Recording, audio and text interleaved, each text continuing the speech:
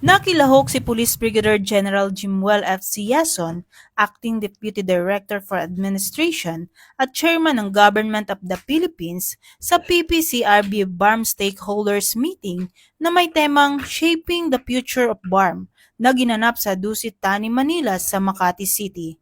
Dumalo rin sa nasabing pagpupulong si Police Colonel Joel Estares, Chief ng Regional Operation Division, kasama ang iba pang matataas na opisyal mula sa iba't ibang ahensya ng pamahalaan at mga sektor ng lipunan.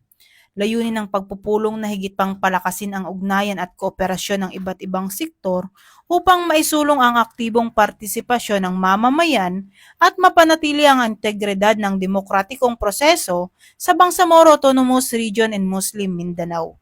Mahalaga rin ang aktibidad bilang paghahanda sa kauna-unahang Bangsamoro Parliamentary Election na itinuturing na makasaysayang hakbang sa patuloy na pagsusulong ng kapayapaan, mabuting pamamahala at inklusibong demokrasya sa rehiyon.